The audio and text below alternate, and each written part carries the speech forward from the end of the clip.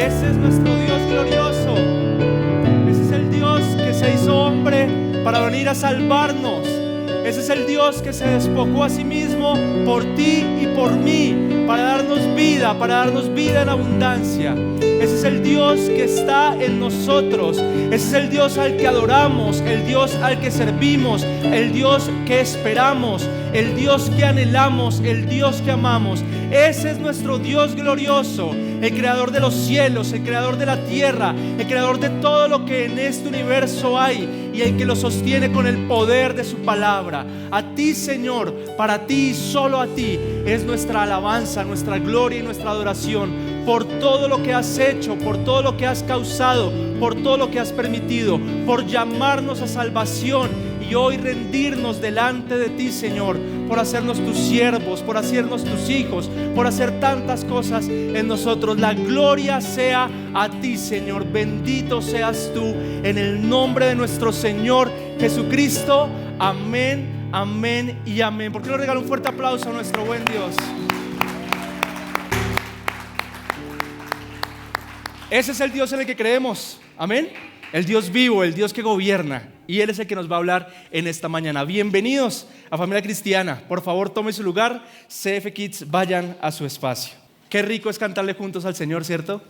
Y cantar de los atributos de nuestro Dios. Yo le animo a que cante con entendimiento, con el corazón, porque eso le agrada a nuestro Señor. Muy bien, hace 8 días iniciamos un nuevo estudio bíblico, ¿se acuerda? Del libro de Ruth. Algunos de los que veo hoy no vinieron hace 8 días, pero pudo ver la prédica en YouTube, pudo ponerse al día en lo que vimos. Se lo recomiendo porque lo que estudiamos hace 8 días va muy de la mano con lo que vamos a estudiar hoy y con otras 2 enseñanzas que faltan. Si usted no tiene algún detalle, seguramente usted va a quedar como, uy, ¿y eso de dónde salió? O eso el pastor cuando lo dijo. Entonces, le recomiendo que si no vio la primera prédica, por favor la vea en nuestro canal de YouTube. ¿Está bien? ¿Se compromete a hacerlo?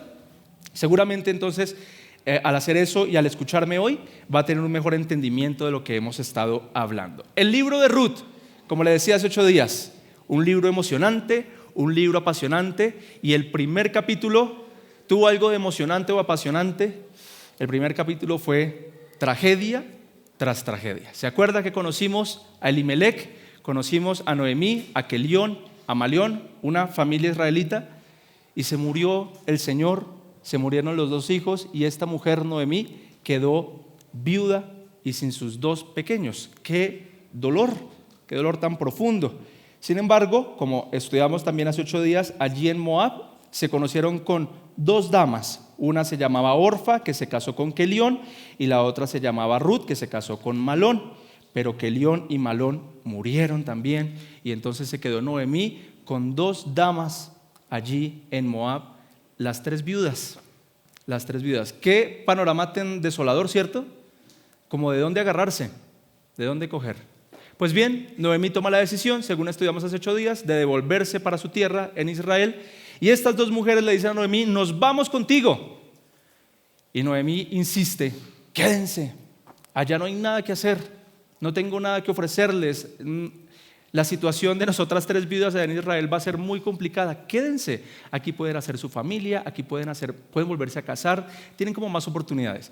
Una de ellas desistió. ¿Cuál desistió? Orfa, gracias. Sí, estoy esperando una respuesta. Pero la otra, dijimos, como estudiamos hace 8 días, con la otra, con Ruth, pasó algo extraño. Pudimos ver la conversión de una persona al Dios de Israel. Ruth lanza esa frase, y ese fue el eje central de toda nuestra enseñanza hace 8 días, esa frase poderosa: mi pueblo será tu pueblo y tu pueblo será mi pueblo y tu Dios será mi Dios. Esta mujer pagana, moabita, que nada tenía que ver con el pueblo de Israel, ahora cree fielmente en el Dios de Israel y está dispuesta a renunciar a todo por irse bajo las sombras del Dios Altísimo.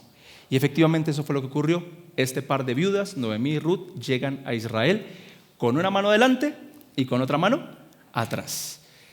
Seguramente tenían una vivienda que era la que había dejado tal vez Elimelech, pero no tenían qué comer, no tenían dinero y no tenían cómo subsistir. Entonces el panorama es bastante desolador y en eso nos quedamos hace 8 días. Ese fue el cierre del capítulo 1. Y hoy vamos a ver cómo evoluciona la cosa. ¿Cree que se pone mejor o se pone peor? ¿Las cosas se pueden poner peor?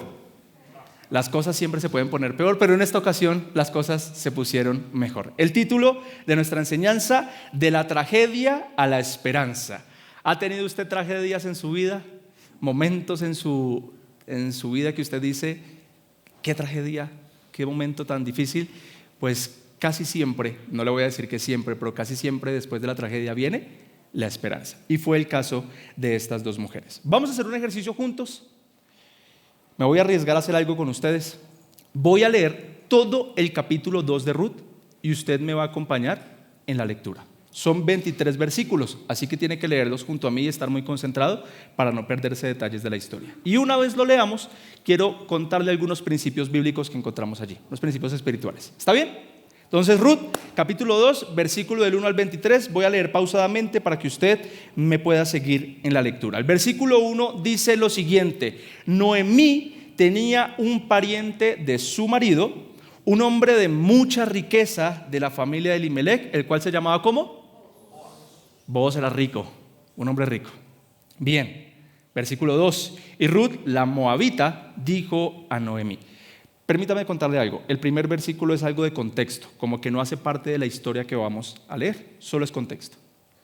En el versículo 2 inicia la historia. Y Ruth la moabita dijo a Noemí, ya están en Israel, te ruego que me dejes ir al campo a recoger espigas en pos de aquel a cuyos ojos halle gracia. Y Noemí le respondió, ve, hija mía. Partió pues y espigó en el campo en pos de los segadores y fue a la parte del campo que pertenecía a Booz, que era de la familia de Elimelec. En ese momento, cuando Ruth estaba allí espigando, vino Booz de Belén y dijo a los segadores, saludó a los que estaban trabajando allí, el Señor sea con ustedes. Y este grupo de segadores le responden, que el Señor te bendiga, le respondieron ellos. Entonces Booz dijo a su siervo que estaba a cargo de los segadores, aquí en Colombia como le llamamos al jefe de la finca, como el capataz, ¿cierto? Entonces habló con el capataz y le dijo, ¿quién es esta joven? ¿De quién es esta joven? Y el siervo a cargo de los segadores respondió, es la joven moabita que volvió con Noemí de la tierra de Moab. Y ella me dijo, te ruego que me dejes espigar y recoger tras los segadores entre las gavillas. Y vino y ha permanecido desde la mañana hasta ahora, solo se ha sentado en la casa por un momento. Entonces ya Booz se pone sus ojos ¿en quién? En Ruth. Entonces Booz dijo a Ruth, oye, hija mía, no vayas a espigar a otro campo, tampoco pases de aquí, sino que quédate con mis criadas. Fíjate en el campo donde ellas siegan y síguelas, pues he ordenado a los siervos que no te molesten, o sea, que nadie se acerque a ti. Y cuando tengas sed, ve a las vasijas y bebe del agua que sacan los siervos.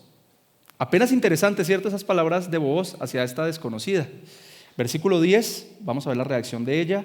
Ella bajó su rostro, se postró en tierra y le dijo, ¿por qué he hallado gracia ante sus ojos para que se fije en mí, siendo yo extranjera?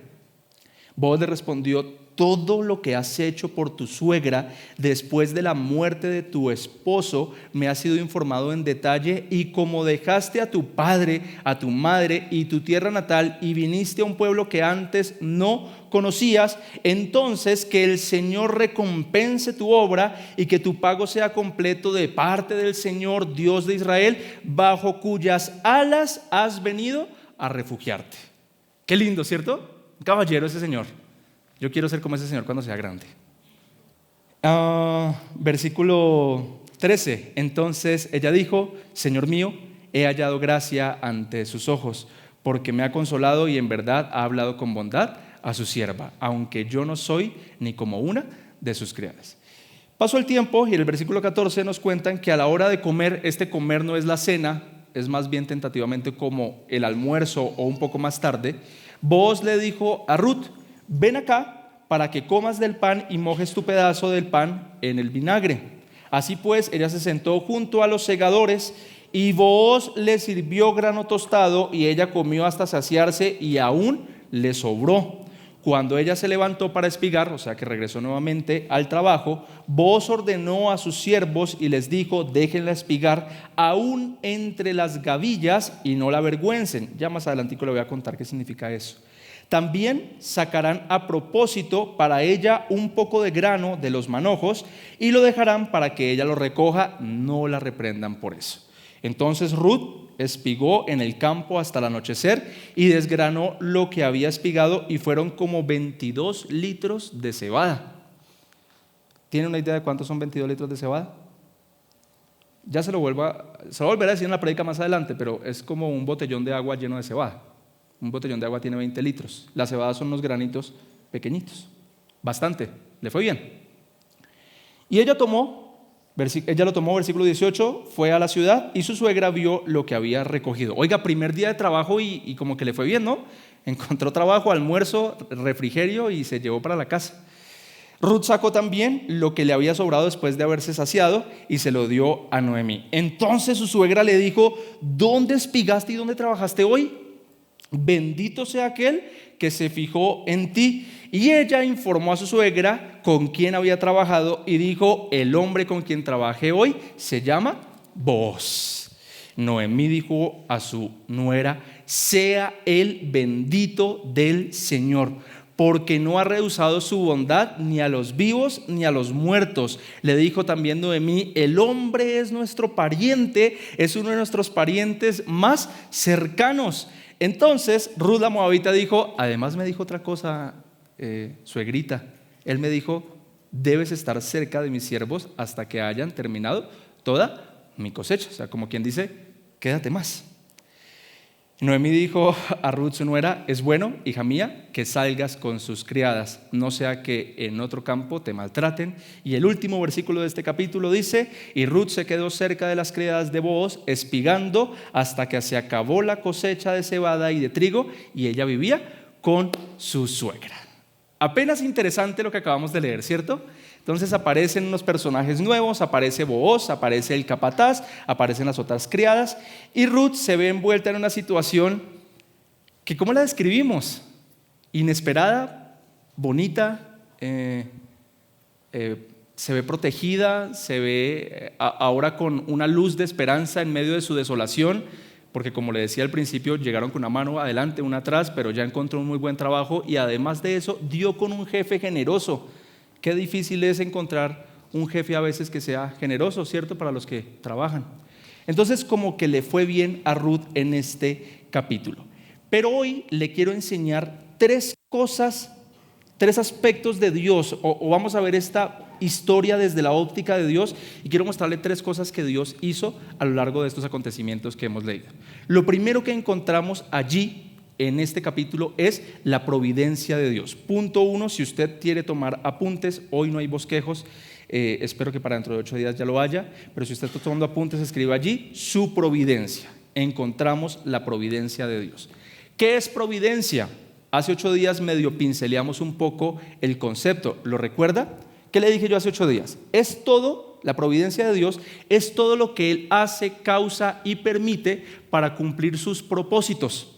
Todo lo que Él hace, causa y permite para cumplir sus propósitos. Es decir, que si Dios quiere salvarlo a usted, que me está escuchando, Dios va a hacer, causar y permitir lo que tenga que permitir para salvarlo a usted. Y usted se puede parar en la cabeza, usted puede pelear y patalear contra Él, pero Él va a hacer todo lo necesario para salvarlo a usted. Dios tiene propósitos trazados, Dios tiene planes trazados, y la providencia de Dios es todo lo que Él hace, permite y causa para que esos propósitos se cumplan. ¿Está de acuerdo conmigo?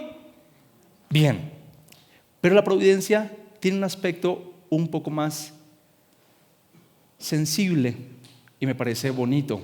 Mire, ¿usted cree que Dios se alegra cuando Él permite algo en nuestra vida que nos duele? Hay gente que se imagina a Dios por allá sentado en un trono con cara como de puño, diciendo: esto es lo que va a pasar contigo y punto, no me importa lo que pase contigo. No, Dios permite cosas que nos duelen en nuestras vidas, pero Él también se acerca y se duele con nosotros. Bien dice David que Dios guarda nuestras lágrimas en un frasco y tiene cuenta de todas ellas, las que hemos derramado. Dios se acerca, Dios empatiza con nuestro dolor, pero que aunque nos duela, Él sabe que es lo que nosotros necesitamos. Es como el papá que lleva al niño a ponerse las vacunas, ¿cierto? El niño está pataleando, no quiere, le va a doler, y el papá hasta quisiera que no se las pusiera. Ay, sí, claro, pero es necesario. Y aunque el niño esté llorando y pataleando, el papá sabe qué es lo que ese niño necesita. Así es la providencia de Dios con nosotros. Hermanos, Dios va a hacer todo lo que sea necesario para cumplir sus propósitos en cada uno de nosotros, así nos duela a nosotros. ¿Quién cree en esa promesa? El que comenzó la buena obra la va a terminar. Pero el hecho de que Dios permita todas estas cosas no nos desliga de la responsabilidad que nosotros tenemos ante las diversas situaciones que estamos enfrentando. ¿Usted está atravesando en este momento por alguna circunstancia difícil?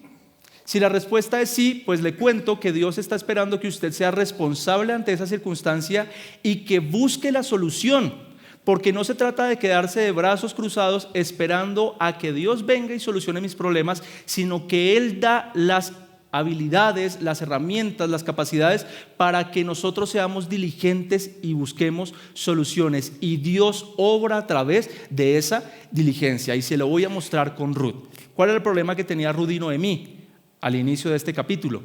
No tenían que comer, no tenían cómo sobrevivir, pero Ruth, muy diligente, sale a trabajar. Entonces, letra A, la providencia de Dios implica también nuestro esfuerzo. Mire lo que ocurre en Ruth capítulo 2 en el versículo 2 y 3.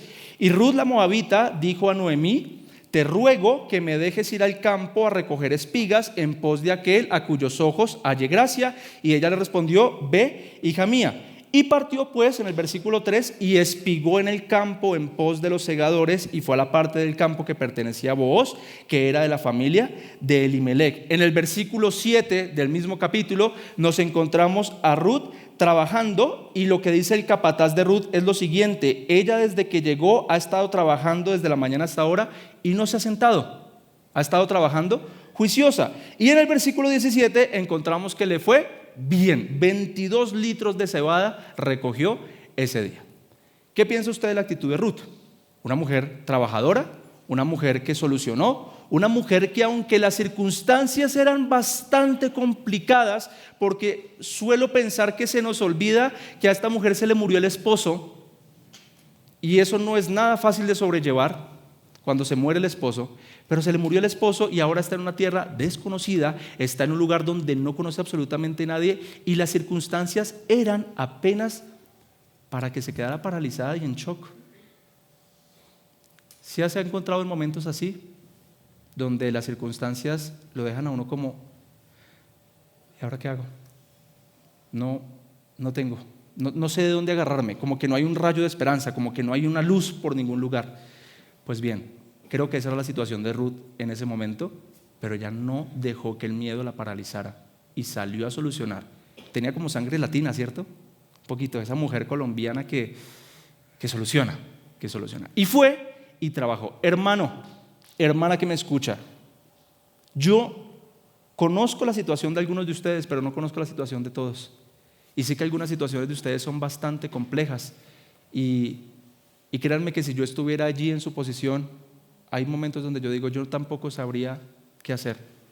Pero Dios es Dios de providencia. Dios causa y permite esas cosas y nos da las fuerzas para que nosotros encontremos una solución a nuestro problema, y Dios empatiza con nosotros, Dios se acerca. Confíen en el Señor en medio de la situación en la que están teniendo, y parte de esa confianza es ser diligentes para salir de ese problema en el que están inmiscuidos. Cuando nosotros somos diligentes en solucionar nuestros problemas, la providencia de Dios viene y ocurren unas cosas tan extrañas que la gente normalmente, ¿cómo le llama? Coincidencias o casualidades. Pero desde un aspecto teológico eso realmente tiene una palabra compleja que se llama causalidad, pero yo se lo voy a traducir a un concepto un poco más simple.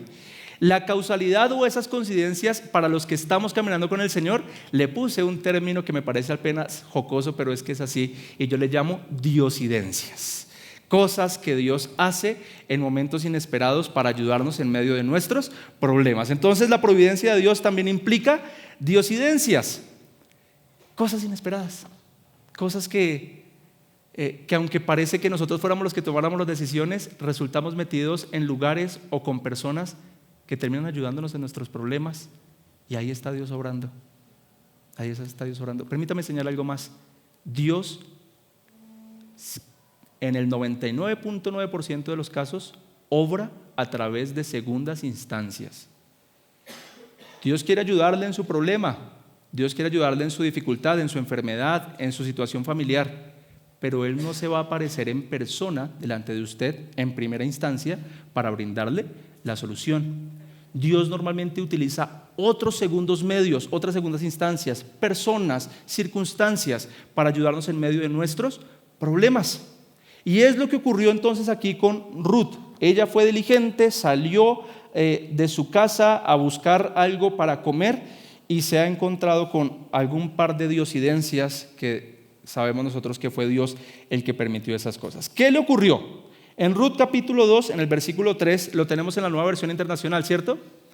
Mire lo que ocurre allí. Ruth sale y comienza a recoger espigas en el campo detrás de los segadores. Ubíquese mentalmente conmigo en el escenario. Una mujer de más o menos unos 20 años sale por las tierras israelitas. Hay potreros por un lado, potreros por el otro. No sé si están cercados con cercaviva o como sea, pero ella nota que hay personas espigando allí, recogiendo alimento del suelo, espigando por allí, porque es la época de la cosecha. Todo el mundo lo está haciendo. ¿Cuál escoger? ¿Cuál elegir? Pues como que cualquiera le sirve, ¿cierto? Diría uno, cualquiera le puede servir desde que pueda recoger comida. Pero es que la Biblia dice lo siguiente, versículo 3, lo tenemos, ¿cierto? ¿Y dio qué? La casualidad. Y dio la casualidad de que el campo donde estaba trabajando precisamente pertenecía a Booz, el pariente de Elimelec. De todos los campos que habían en el lugar, de todas las opciones y posibilidades que había, precisamente ella tenía que escoger ese campo. Y los que no creen en Dios podrán decir, es una coincidencia, es una casualidad, pero los que creemos en Dios sabemos que esa es la providencia de Dios obrando, y eso es una diosidencia. Ahí es Dios moviendo todo lo que tiene que mover, cuadrando todo lo que tiene que cuadrar para que Ruth llegue precisamente al lote de Booz. Y me puse a revisar esa palabra casualidad en el idioma original y la encontré. La tenemos, ¿cierto? Bien, esa palabra, yo no hablo precisamente hebreo, eso fue escrito en hebreo, pero me puse a preguntarle a una persona que sí sabe, y la palabra se pronuncia como kará, y una de sus definiciones es un evento que estaba destinado a acontecer. Un evento que estaba destinado a acontecer. Por supuesto, desde la perspectiva de Dios. Desde nuestra perspectiva humana, nosotros no sabemos. ¿O alguno de ustedes sabe lo que va a pasar en el futuro? No sabemos. Pero desde la perspectiva humana sí hay muchas cosas que nos esperan, que ya están esperándonos, ya están destinadas a acontecer de esa manera. Creo que usted tendría muchas historias que contar si los pasara aquí al frente, contar de alguna de esas diosidencias. Pero me permite hoy contarle una que me ocurrió a mí hace algunos años. Voy a tratar de ser breve. Si ya la ha escuchado de mí, por favor finja sorpresa cuando le cuente esto. Año 2018, iniciando el año, mis papás y yo vivíamos en Villavicencio en una situación económica terrible. Estábamos prácticamente quebrados, no había ese rayo de esperanza de donde agarrar. Teníamos un negocio de comidas rápidas, invertimos mucho dinero en eso y sencillamente no vendíamos, y cada mes pasaban más el arriendo, los recibos, las cuentas, y en vez de crecer económicamente íbamos más de para abajo, y llegó el punto en donde definitivamente no había dinero. ¿Qué hacemos? ¿Cómo solucionamos? Nos llamó un familiar que vivía en Villeta y nos dijo: aquí yo tengo una casa vacía, si quieren yo se las entrego a ustedes, vengan y vivan acá y no pagan arriendo. Y esa fue como el rayo de esperanza que encontramos en medio de nuestra solución, en medio de nuestra situación. Al menos allá no teníamos que pagar arriendo, pero es que estamos en una casa pagando arriendo y pagando recibos. ¿De dónde sacábamos la plata? Hicimos un arreglo con mis papás y dijimos como, bueno, el trasteo y ponernos al día en esta casa y llevar algo de dinero para allá nos cuesta $1,000,000. Cada uno consiga 300,000 pesos y miramos cómo solucionamos lo del trasteo y nos vamos para allá. Yo conseguí mis 300, mi mamá consiguió sus 300, mi papá consiguió sus 300 prestados, por supuesto, y de alguna forma completamos los 100,000 y teníamos 1,000,000 de pesos. Ya con esa esperanza de poder irnos y tener como ese descanso allá en Villeta, y empezamos a empacar. Estábamos tal vez a 2, 3 días de irnos, ya teníamos prácticamente charlado el camión que nos iba a llevar, y como con un poquito de esperanza de aliviar nuestra situación, y nos levantamos un día y el 1,000,000 de pesos se perdió.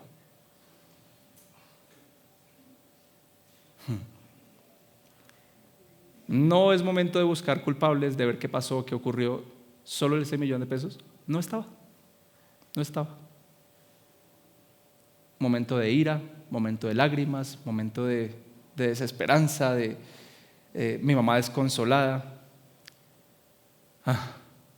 A los 2 meses yo estaba pisando Familia Cristiana. Y en ese momento que se perdió esa plata, yo no entendía, no comprendía el por qué Dios permitió eso.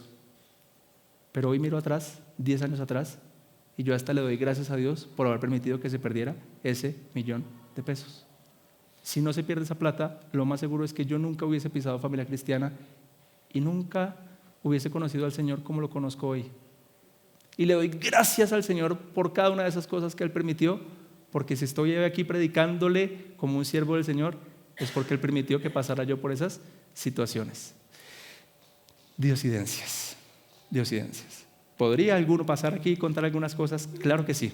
Lo que tenemos son acontecimientos, cosas que Dios ha permitido para cumplir sus santos propósitos en nosotros. Y fue lo que permitió con Ruth.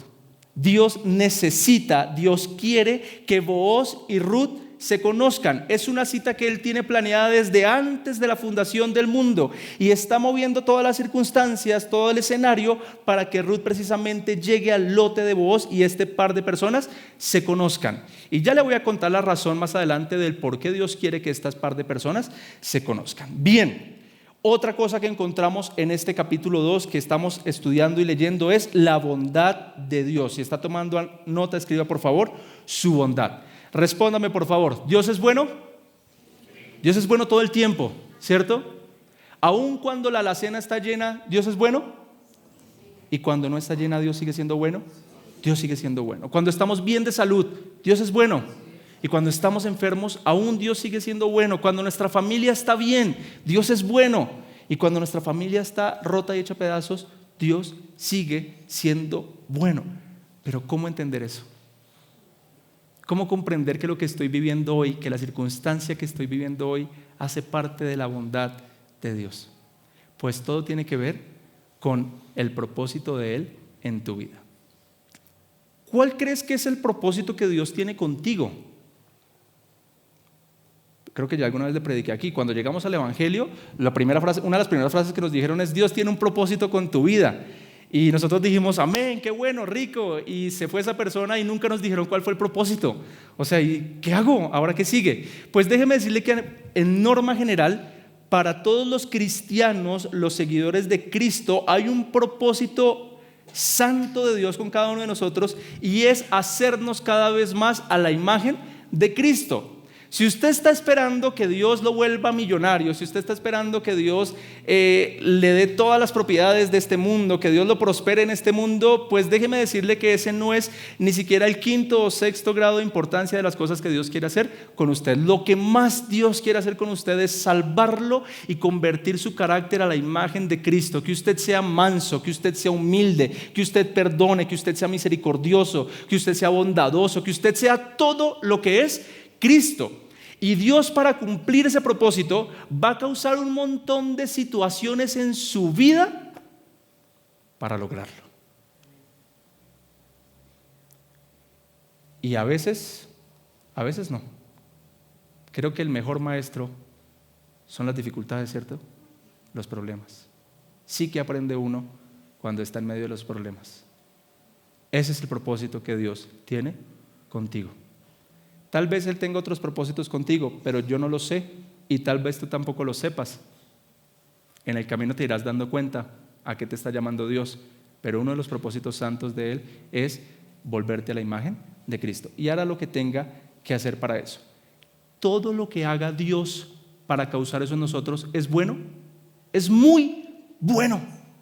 Es muy bueno.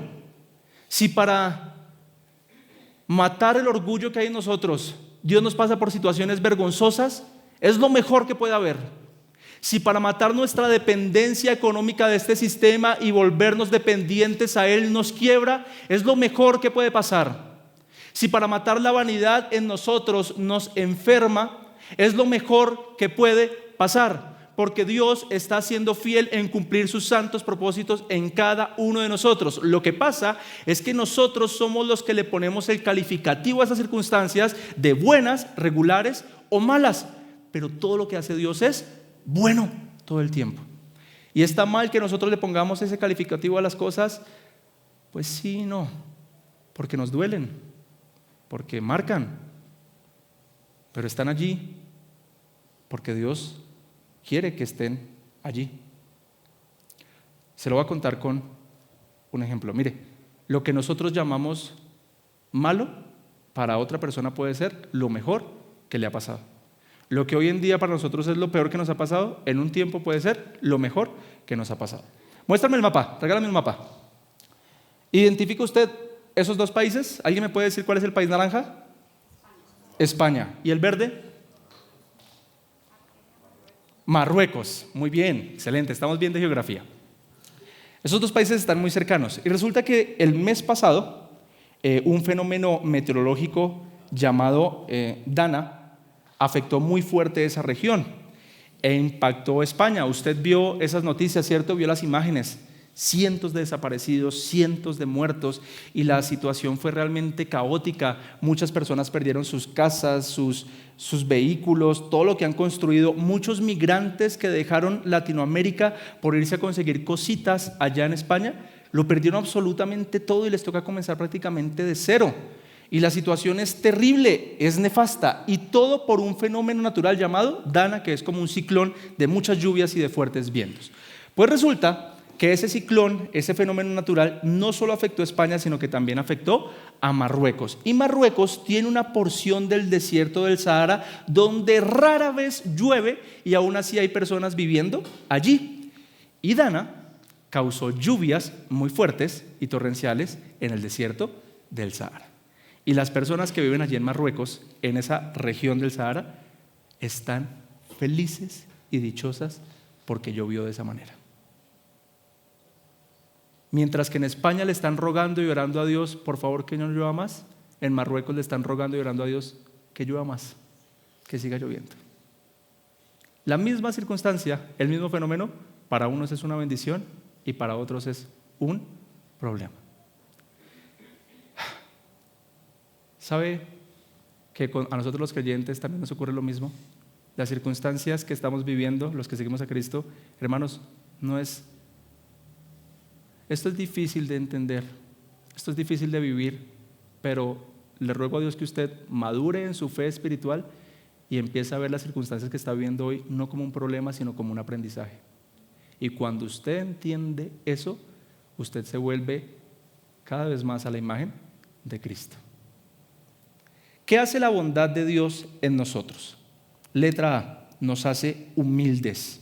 Cuando entendemos que todo lo que hace Dios y lo que permite Dios es bueno, a nosotros nos llena de humildad. ¿Qué pasó con Ruth? Oiga, tremendo. Yo necesito volver a recordarle esto. Lo que está viviendo Ruth no es fácil de llevar. Se murió su esposo, está en una tierra desconocida y ahora le tocó salir a buscar trabajo de donde sea. Y entonces ahora se encuentra con Booz y Booz le ofrece todas estas cosas, le da comida, le protege, la cuida, le da más alimento, y ella no salió con una frase como, ya me lo merecía, ya venía como muy de mala racha, ya era hora de que me tocara algo bueno porque es que yo me lo merezco, porque es que yo soy muy buena persona. No, aunque Ruth venía en picada descendente, la respuesta de Ruth tiene mucho que enseñarnos a nosotros de cómo ser humildes. Versículo 10, ella bajó su rostro y se postró en tierra y le dijo, ¿por qué he hallado gracia ante sus ojos para que se fije en mí siendo yo extranjera? Versículo 13, entonces ella dijo, Señor mío, He hallado gracia ante sus ojos porque ha consolado y en verdad ha hablado con bondad a su sierva, aunque yo no soy ni como una de sus criadas. O sea, acepto lo que me está dando, lo recibo, pero no lo merezco. No lo merezco. Eso es humildad. ¿Me deja preguntarle algo? ¿Qué de lo que usted tiene hoy se lo merece? ¿Qué de lo que usted tiene hoy se lo merece? Porque muy en el escondido por allá en el corazón, sí hay ese sentimiento generalizado en la mayoría de personas de, no, es que esto yo sí me lo merezco, porque yo he trabajado duro, yo he sido el que he trasnochado, yo he sido el que he salido temprano a trabajar, yo he sido el que me he esforzado por esto, yo he sido, ¿cierto o no? Pues de dejar de noticia, no nos merecemos absolutamente nada. En el momento en que la bondad de Dios se quite de nuestra vida, Dios levante su mano bondadosa de nosotros, ¿sabe qué pasaría con todo lo que usted y yo tenemos? Se iría a la basura completa, porque nos entregaríamos completamente en nuestros pecados, en nuestros vicios, y terminaríamos arruinando todo lo que Dios nos ha dado. Hermano, la única razón por la que usted hoy le es fiel al Señor y se mantiene en santidad es porque Él lo sostiene. La única razón por la que usted no está en vicios y en pecados es porque Él lo sostiene. La única razón por la que usted tiene trabajo hoy es porque Él lo sostiene. La única razón por la que usted tiene su casa hoy es porque Él lo sostiene. La única razón, muchachos, por la que ustedes tienen universidad, por la que tienen colegio, es porque Dios lo sostiene. Dios es bueno todo el tiempo y nuestra actitud ante la bondad de Dios debe ser gracias. No lo merezco. No debería tener nada de esto que me estás dando, pero tú me lo has dado y te lo agradezco. He hallado gracia ante tus ojos y no es por mis méritos, Señor. Y deberíamos tener ese pensamiento, esa idea muy arraigada en nuestro corazón, muy arraigada en nuestra mente, porque ese es Cristo. Ese es Cristo. Ese es Cristo. Así que unámonos a Job en decir, si Dios da o Dios quita, bendito sea el nombre del Señor, porque todo es de Él y yo soy humilde. Es difícil de asimilar eso.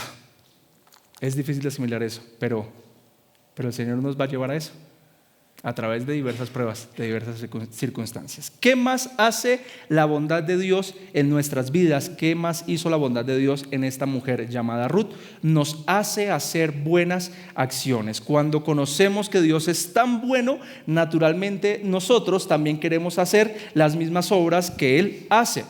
Ruth capítulo 2, versículo del 11 al 12, Ruth le acaba de preguntar a Booz que por qué tengo tantos beneficios tuyos, por qué he hallado gracia ante tus ojos, y Booz le respondió: todo lo que has hecho por tu suegra después de la muerte de tu esposo me ha sido informado en detalle. Y como dejaste a tu padre, a tu madre y tu tierra natal y viniste a un pueblo que antes no conocía, que el Señor recompense tu obra y que tu pago sea completo de parte del Señor, Dios de Israel, bajo cuyas alas has venido a refugiarte. Es decir, esta mujer moabita, Ruth, en el capítulo anterior, hace algunos meses de lo que estamos leyendo hoy, se encontraba con Noemí allí en Moab, y Noemí le está diciendo: déjame sola, quédate en tu tierra y soluciona tú tu vida. Pero Ruth ya había experimentado la bondad de Dios. Ruth ya había visto parte del corazón de Dios, de quién es ese Dios de Israel, y ya conocía lo bueno que es ese Dios. Y Ruth sabe que ella no puede hacer eso, no puede abandonar a su suegra, no puede dejarla a la deriva, porque eso no lo haría una persona que ama al Señor. Hermanos, cuando uno ha sido expuesto a la bondad de Dios y la reconoce y la entiende, de forma natural uno quiere también hacer las cosas buenas que Él hace. Yo no concibo y no puedo concebir, y ni lo concebiré, estoy seguro que ese pensamiento no lo voy a cambiar nunca, de que un creyente, alguien que ama al Señor, hoy en día esté tratando de estafar a otro para hacerle daño. Hoy en día esté tratando de mentir para ganarse unos pesos de más. Hoy en día esté siendo envidioso con otras personas. Hoy en día esté siendo orgulloso con otras personas. Hoy en día esté, en vez de mostrar la bondad de Dios, mostrando aún esa maldad de su corazón. La bondad de Dios nos hace buenos, nos hace hacer buenas acciones. Lo que pasa es que a veces también toca rendirnos un poquito y rendir esa carne que está en nosotros, rendir esa maldad. No deje que las tinieblas gobiernen su corazón, no deje que las tinieblas gobiernen su mente. A todos se nos pasan pensamientos de cosas malas por hacer, pero no deje que esos pensamientos le ganen. Por el contrario, siempre ponga sus ojos en Cristo y haga las cosas bien. Haga las cosas bien. No le voy a decir que al hacer las cosas bien va a recibir recompensa. La recompensa usted ya la tiene, que es la salvación. Porque muchas veces, haciendo las cosas bien, a veces nos metemos en más problemas, ¿cierto? Jesús haciendo las cosas bien durante toda su vida y se levantaron chismes contra él, le pegaron, lo escupieron, lo colgaron en un madero. Entonces no es garantía de que si usted hace las cosas bien en este mundo, que se hace las cosas bien con las personas, pues va a tener siempre un buen trato de las personas que están a su alrededor. Pero es que usted no lo hace por las personas ni por la recompensa que le puedan dar ellos. Usted lo hace porque Dios es bueno, porque conoce la bondad de Dios. Y usted ya entiende cuál es su recompensa: el cielo, la vida eterna, nuestro Señor Jesucristo. Esa es nuestra recompensa y eso nos motiva a hacer las cosas bien. Y otra cosa que hace la bondad de Dios es que nos llena de bendiciones. A Ruth Dios la llenó de bendiciones. Salió ese día a trabajar sin saber qué iba a pasar y mire todo lo que le ocurrió. Ruth capítulo 2 versículo 14 al 16 dice: a la hora de comer, Booz le dijo a Ruth: ven acá para que comas del pan y mojes tu pedazo de pan en el vinagre. La sentó a la mesa. La sentó a la mesa y le dio comida. Así pues, ella se sentó junto a los segadores. Booz le sirvió grano tostado y ella comió hasta saciarse y aún le sobró. Versículo 15: cuando ella se levantó de espigar, Booz ordenó a sus siervos y les dijo: déjenla espigar aún entre las gavillas y no la avergüencen. Versículo 16: también sacarán a propósito un poco de grano de los manojos y lo dejarán para que ella lo recoja, no la reprendan. Permítanme explicar algo. En Israel en aquel entonces había una ley dada por Dios para los que tenían tierras, para los que tenían cultivos, y la instrucción de Dios era: cuando estén cosechando y poniendo el cultivo en las carretas y empiecen los caballos o los bueyes a andar, lo que se caiga de la carreta no lo van a recoger. ¿Pero por qué? Si es que es mi cosecha. Y Dios les dice: porque esa comida que se caiga es para los pobres y para los extranjeros que pasen por la tierra de Israel. Y para los que tienen viñedos, los que tienen plantas donde toca meter la mano para sacar todas las frutas y cosecharlas, no metan la mano hasta el fondo, solo recojan las frutas superficiales, el cultivo superficial, porque lo que está dentro es para los pobres y para los extranjeros que pasen por Israel. Y esa era la ley, y Booz la cumplía a cabalidad. Entonces iban las carrozas, las carretas llenas de comida, se iba cayendo la comida y estaban los pobres y los extranjeros, entre ellas Ruth, recogiendo de lo que se caía, y eso se lo podían llevar para la casa. Era lo normal. Pero ahora Dios permitió que este hombre rico, de suma importancia, importante dentro de la asamblea israelita, cogiera a esta mujer y la sentara a la mesa con sus trabajadores. Y no solo eso, dio la orden de que dentro de los manojos le permitieran a ella también coger. El manojo era el cultivo ya amarrado, el que estaba bueno, la buena cosecha. Denle de esa parte también a ella un poquito para llevar a la casa. ¿Qué vemos aquí de lo que hizo Booz con Ruth? Que realmente es Dios a través de Booz con Ruth. La alimentó, la cuidó de los otros trabajadores, le dio de más y le dio la solución en medio de esa crisis que tenía ella ese día. Ruth salió ese día de su casa sin saber si ese día iba a almorzar, a desayunar, sin saber qué iba a pasar, y Dios le dio trabajo, Dios le dio desayuno, Dios le dio almuerzo y le dio de más. Usted se identifica con eso. Y yo también. ¿A cuántos de nosotros no nos ha pasado en algún momento de la vida que no hay nada para comer en la casa? Pero nada. Nada. Eso no hay ni una lata de atún. Nada. Y no hay plata. Y no hay para comer ese día. Punto. No hay que hacer. Y de un momento a otro aparece una familia desconocida o no desconocida, que uno no la tiene como en el panorama, y llega a un mercado, llega con un pollo asado, porque a nuestra familia le ocurrió fue con un pollo asado. No teníamos para comer ese día y una familia llegó de regalo con un pollo asado. Fue motivo de alegría, de lágrimas de alegría al Señor. ¿Usted cree que Dios se olvida de usted? No, Dios no se olvida de usted. Dios lo ama y Dios cuida, lo provee, lo vela por usted. Y es lo que está haciendo aquí con Ruth. La alimentó, la cuidó, la protegió. Le dio muchas bendiciones. ¿Tiene usted bendiciones en su vida? ¿Está lleno de bendiciones? Sí. Pero ponemos más nuestros ojos en el problema que en las bendiciones. Pero estamos llenos de bendiciones. Ese es nuestro buen Dios. Y lo último que encontramos en este capítulo, ya para terminar, es el propósito de Dios, el propósito santo de Dios. ¿Cuál era el propósito que Dios tenía con Booz y con Ruth? Dios tenía el propósito de juntar a este par de personas, de acercarlos, porque más adelante, ¿me permite contarle un poquito la historia? ¿Me puedo adelantar? Pero viene dentro de 8 días. Se van a enamorar este par y se van a casar y van a tener hijos. Y el hijo de este par se llama Obed. Y Obed es el padre de Isaí. Y Obed es el abuelo del rey David. Y más adelante, de esa misma familia, vendrá Jesucristo, de esta mujer moabita. Un propósito perfecto, santo, exacto. Y Dios quería que esos dos se conocieran, porque de allí vendría el Salvador. Y de ahí la salvación para todos nosotros.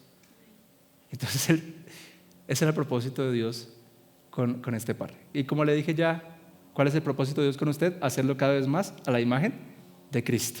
Y Dios va a hacer todo lo que tenga que hacer. El propósito de Dios es exacto, no se equivoca, no llega tarde ni llega más temprano. No, el propósito de Dios es exacto en tiempo. En Ruth 1:22, la última frase de ese versículo dice que precisamente este par de mujeres llegaron a Belén en el comienzo de la siega de la cebada. No llegaron ni antes ni después. En Ruth capítulo 2, en el versículo 4, dice que justo en el momento cuando Ruth empezó a espigar en el campo de Booz, en ese momento llegó Booz. No llegó ni antes ni después.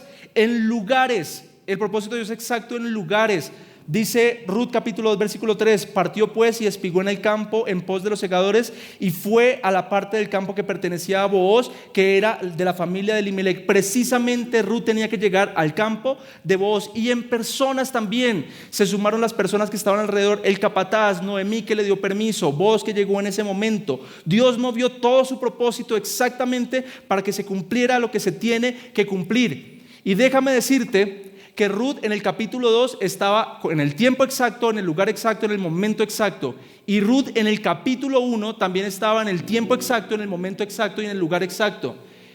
Y tú dirás, pero es que el capítulo 1 es toda una tragedia. ¿Cómo puede ser ese el propósito de Dios? Sí, porque sin capítulo 1, déjeme enseñarle algo muy profundo, no hay capítulo 2. Sin capítulo 1 no hay capítulo 2. Y para que Ruth llegara a Israel, Dios permitió lo que permitió. ¿Y acaso podríamos nosotros ir delante de su presencia y preguntarle o reclamarle por qué lo hiciste así? ¿No había otra forma, Señor, de hacerlo? ¿No había otra forma de traer a Ruth desde Moab a Israel? Tenía que ser muriendo Elimelec y Malón el esposo. Mal hacemos si pensamos de esa manera, porque nosotros pensamos desde nuestra justicia limitada, que es humana. Pero Dios todo lo sabe, Dios todo lo conoce. Y el sabio de sabios, el Dios creador de este universo, sabe por qué permite las cosas que permite. Por lo tanto, así como Ruth estaba en el lugar exacto, en el tiempo exacto, en el momento exacto, tú también estás hoy en el lugar exacto, con las personas exactas y en el tiempo exacto. Y puede que no lo entiendas en este momento y que le preguntes al Señor: ¿por qué estoy pasando por esto? Pero es lo que tú necesitas para que la bondad de Dios transforme tu carácter. Y en vez de preguntarle al Señor por qué estoy pasando por este problema, más bien deberías estarle preguntando: ¿qué puedo aprender de esto que estás permitiendo? ¿Será que tengo mucho orgullo en mi corazón? ¿Será que tengo mucha vanidad en mi corazón? ¿Será que tengo mucha dependencia del dinero en mi corazón? ¿Será que no te estoy amando como se debe? ¿Será que no estoy orando como debo orar? ¿Será que no estoy pasando el tiempo contigo como lo debo pasar? Y no sé si Dios va a levantar la prueba en la que estás, pero lo que sí sé es que si tú la empiezas a ver desde esa óptica, vas a tener gozo, porque vas a estar aprendiendo, vas a estar creciendo, y el Dios de paz nos dará esa paz que sobrepasa todo entendimiento. El propósito de Dios también es perfecto. Es perfecto. Daniel 4:35. Le animo a que se ponga en pie, léalo conmigo por favor y oramos juntos al Señor.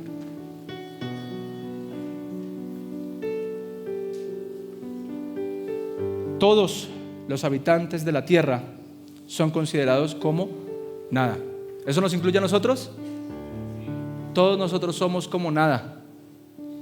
Mas Dios, Él actúa conforme a su voluntad en el ejército del cielo y entre los habitantes de la tierra. Nadie puede detener su mano ni decirle: ¿qué has hecho?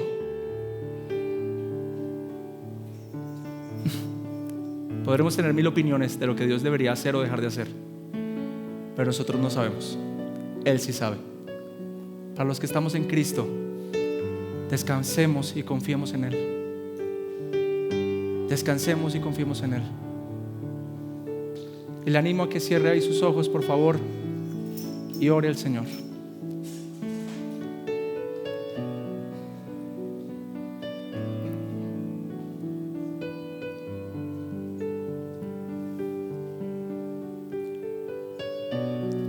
El Señor cumplirá su propósito en ti. El Señor cumplirá su propósito en ti. El Señor cumplirá su propósito en ti y también en mí. Y Señor, te rogamos juntos como congregación a que nos ayudes a ser mansos y humildes ante tu propósito, a que nos ayudes a mantenernos firmes en ti, a confiar en ti, a amarte a ti, a entender que se trata de ti, Señor,